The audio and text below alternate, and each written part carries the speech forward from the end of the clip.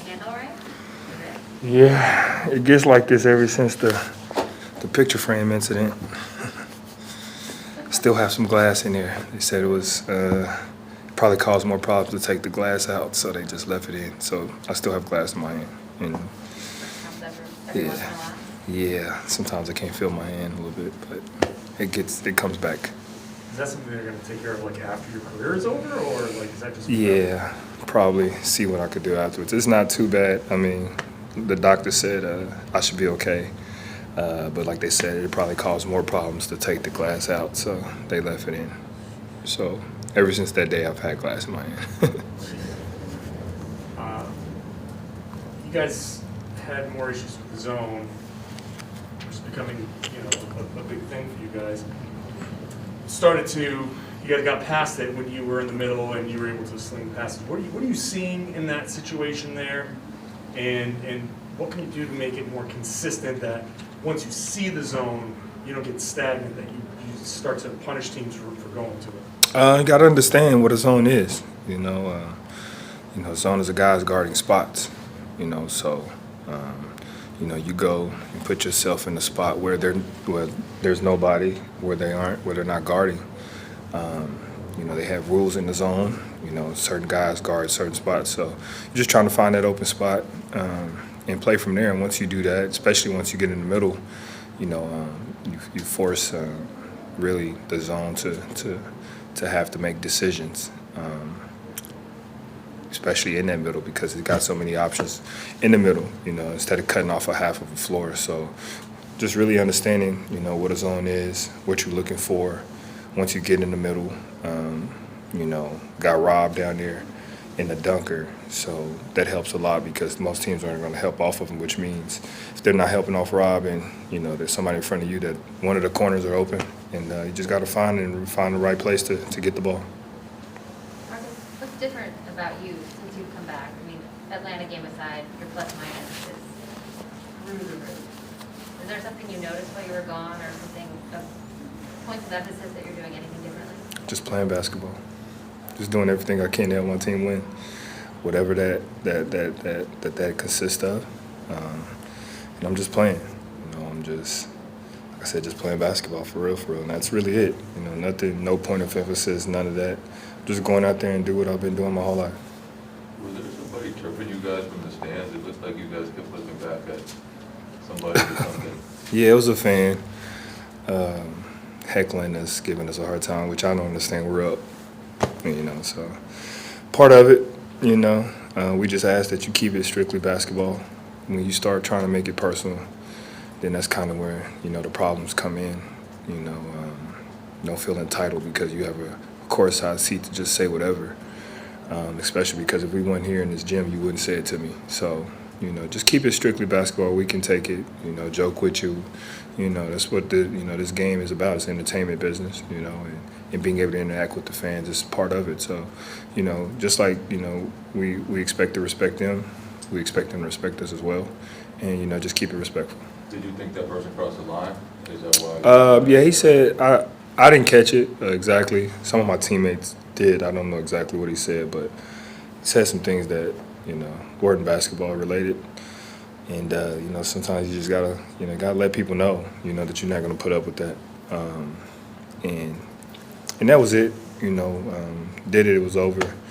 We're up. There's no point for us to make this a big deal. Let's get the hell out of here.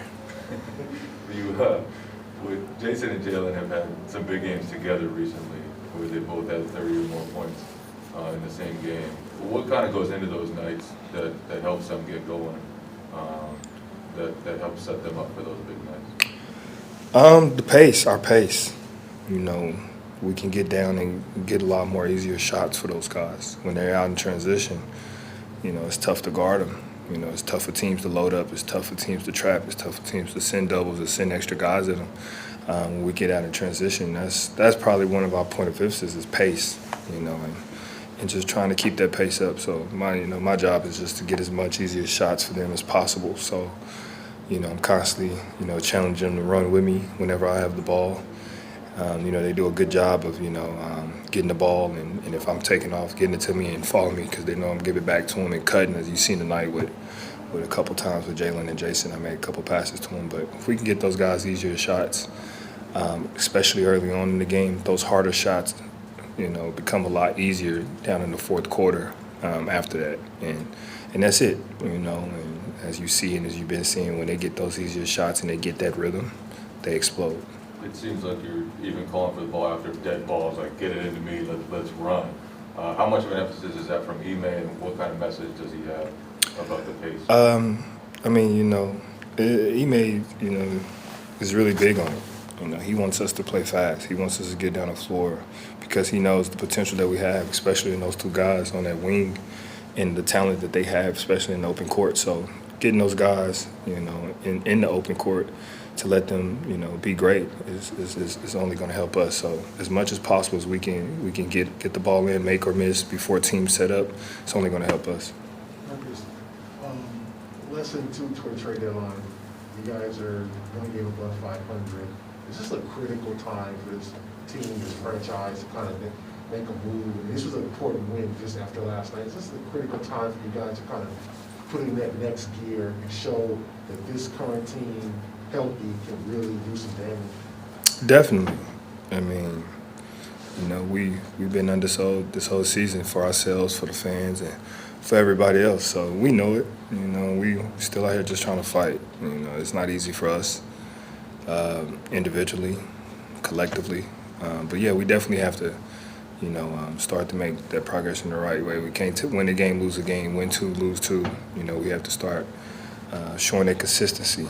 And it's not easy, especially with this year, new concepts, new coaching, just trying to get used to everybody and everything. But it's not an excuse, and we don't want to make excuses.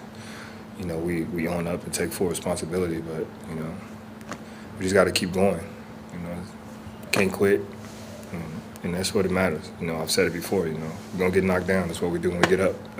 After we get knocked down, if we get up, or we're going to stay down. So as long as we keep pushing, I think things even themselves out for us, and we'll get on the run here. So we just got to continue to do the things that have given us the leads, have given us the games that we have won, or helped us come back in those games that we lost or won. So we just got to continue to hone in on those things and those things on.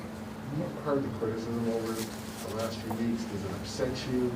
Does it motivate you when you go to your teammates and go, hey, let's prove these guys wrong? For me, for everybody else individually, people take it different ways. I look at it as motivation. I look at it as, a challenge, that we have to accomplish and complete. And, what better way to go out there and, show everybody that's, praying for you to fail or expect you to fail or, don't think that you're going to succeed by going out there and doing exactly what they don't want you to do. So, me personally, I look at it as motivation. And I try to go out there and encourage my team to look at it that way and just block it out, and go out there and prove everybody wrong. Marcus, is this time of year, it's, late January, All-Star breaks coming up, these are like the doldrums, these are the tough times in the NBA. How much harder does that make all of the stuff that you're trying to accomplish when this is that stretch of the schedule where guys might just be really kind of like tired? For us, and my biggest thing is trying to make sure that we don't become that team. We don't have time. We don't have the availability. We don't have the luxury of being that team. And what better way to go on a nice little stretch before the All-Star break against teams that are already checked out, and we can, kind of get ourselves going. So, when everybody else is checked out and getting ready for the break, we're going to try to make up, where we've been slacking and try to, cut something down for us. But it's definitely something, we can't be that team that checks out early.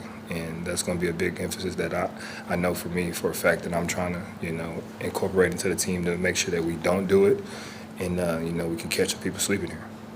Marcus, how steep is the learning curve with the new coach? It's the first time you've experienced it. Are you surprised? No, not at all. Anything for the first time is is always going to be difficult. It's like when you're driving somewhere for the first time, especially when it's a long drive. You know, it's like, oh my gosh, I'm still driving. It's just so long. But then on the way back, you're like, that was quicker than I expected. And you know, it's just how it is. You already done it once. You familiarize yourself with it. Things become easier. So, you know, we control what we control and keep pushing through. Presented by your New England Ford dealers. Built for America. Built Ford proud.